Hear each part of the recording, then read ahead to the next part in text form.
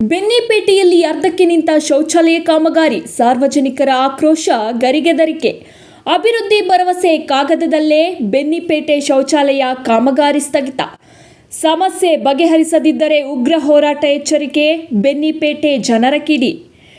ಬೆಳಗಾವಿ ಜಿಲ್ಲೆ ಅಥಣಿ ತಾಲೂಕು ಬೆನ್ನಿಪೇಟೆ ಗ್ರಾಮದ ಶಿವಣಗಿ ಕಾಂಪ್ಲೆಕ್ಸ್ ಹಿಂಭಾಗ ಜಿಮಾರ್ಟ್ ಎದುರಿನ ಪ್ರದೇಶದಲ್ಲಿ ಸಾರ್ವಜನಿಕರಿಗೆ ಅಗತ್ಯವಾದಂತಹ ಶೌಚಾಲಯ ಹಾಗೂ ಮೂತ್ರ ವಿಸರ್ಜನೆ ವ್ಯವಸ್ಥೆ ನಿರ್ಮಾಣ ಕಾಮಗಾರಿ ಅರ್ಧದಲ್ಲೇ ನಿಂತಿರುವುದರಿಂದ ಸ್ಥಳೀಯರು ತೀವ್ರ ಸಂಕಷ್ಟಕ್ಕೆ ಸಿಲುಕಿದ್ದಾರೆ.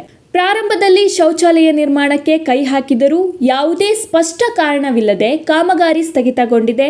ಪರಿಣಾಮವಾಗಿ ಮಹಿಳೆಯರಿಗೆ ವಿಶೇಷವಾಗಿ ಶೌಚಾಲಯ ಸೌಲಭ್ಯ ಇಲ್ಲದಂತಾಗಿದ್ದು, ಸಾರ್ವಜನಿಕರು ಹಾಗೂ ವ್ಯಾಪಾರಸ್ಥರು ತೀವ್ರ ಅಸಮಾಧಾನ ವ್ಯಕ್ತಪಡಿಸಿದ್ದಾರೆ. ಸ್ಥಳದಲ್ಲಿ ಸ್ವಚ್ಛತೆ ಸಂಪೂರ್ಣ ಹಾಳಾಗಿದ್ದು, ಎಲ್ಲೆಂದರಲ್ಲಿ ಮೂತ್ರ ವಿಸರ್ಜನೆ ನಡೆಯುತ್ತಿರುವುದರಿಂದ ದುರ್ವಾಸನೆ ಹರಡ್ತಾ ಇದೆ. ದಿನನಿತ್ಯ ಸಂಚರಿಸುವವರು ಹಾಗೂ ಅಂಗಡಿಗಳ ಮಾಲೀಕರು ಗಬ್ಬೆದ್ದ ವಾಸನೆಯಿಂದ ಬೇಸತ್ತು ಹೋಗಿದ್ದು, ಆರೋಗ್ಯ ಸಮಸ್ಯೆಗಳ ಭೀತಿ ಎದುರಿಸುತ್ತಿದ್ದಾರೆ. ಎದರ ತೊಂದರೆ ಐತ್ರಿ? ಗಣಸರದ ಏನ್ ತೊಂದರೆ ಐತಿ? ಅಲ್ಲಿ ನೀರಿಗೆ ಬರ್ಬಾರ್ದು, ಗಣಸ ಒಬ್ಬ ನಿತ್ತ ಶಟದ ಹೆಂಗ ಮಾಡೋದು ಹೇಳ್ರಿ ನೀವು? ಅದ್ರ ಮ್ಯಾಲೆ ನಾಲೆ ಒಳಗೆ ನೀರು ಇರ್ತಾವ, ಬಜ್ಜಿ ಹೋಗ್ಲಕ್ ಹೇಳ್ರಿ ನೀವು. ಅಲ್ಲಿ ಹೋಗ್ತೀರಿ ಹಂದಿಗಳು ಬೆನ್ನ ಹತ್ತ. ಯಾರಿಗೂ ಹೇಳಿಲ್ಲನ್ರಿ ಅಧಿಕಾರಿಗಳಿಗೆ? ಅದು ಕೇಳ್ಕೊತ ಬರೋಣ ಅವ್ರಿಗೆ ಹೇಳ್ತೀವಿ. ಎರಡು ನಾಲ್ಕು ಕಟ್ಟಿರಿಲ್ಲ, ಗಂಡಸರ್ದು ಯಾವ ಕಡೆ ಹೆಂಗಸರ್ದು ಯಾವ ಕಡ್ರಿ? ಅದ್ರ ಮ್ಯಾಗ ಬಾತ್ರೂಮ್ ಮ್ಯಾಗ ಚಿತ್ರ ಇಲ್ಲ. ಗಂಡಸ ಮಕ್ಕಳ ಹೆಣ್ಣು ಮಕ್ಕಳ ಸಂಬಂಧ ಅಷ್ಟ ಬರ್ದೇ ಇಲ್ಲ.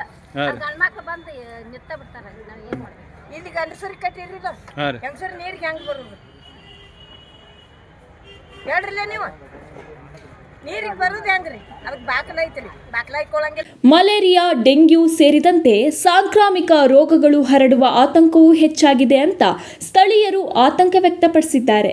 ಅಧಿಕಾರಿಗಳು ಸ್ಥಳಕ್ಕೆ ಬಂದು ಪರಿಶೀಲನೆ ಮಾಡುವುದೇ ಇಲ್ಲ.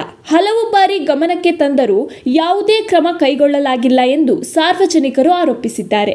ಚುನಾವಣೆ ಸಮಯದಲ್ಲಿ ಅಭಿವೃದ್ಧಿ ಭರವಸೆ ನೀಡಿದ ಜನಪ್ರತಿನಿಧಿಗಳು ಬಳಿಕ ಈ ಭಾಗವನ್ನು ಸಂಪೂರ್ಣ ನಿರ್ಲಕ್ಷ್ಯ ಮಾಡ್ತಾ ಇದ್ದಾರೆ ಎಂಬ ಅಸಮಾಧಾನವು ಕೇಳಿಬಂದಿದೆ. ಕೇಂದ್ರ ಸರ್ಕಾರದ ಸ್ವಚ್ಛ ಭಾರತ ಅಭಿಯಾನ ಇದ್ರೂ ನೆಲಮಟ್ಟದಲ್ಲಿ ಅದರ ಅನುಷ್ಠಾನ ಕಾಣಿಸ್ತಾ ಇಲ್ಲ ಎಂದು ಜನರು ಪ್ರಶ್ನಿಸ್ತಾ ಇದ್ದಾರೆ.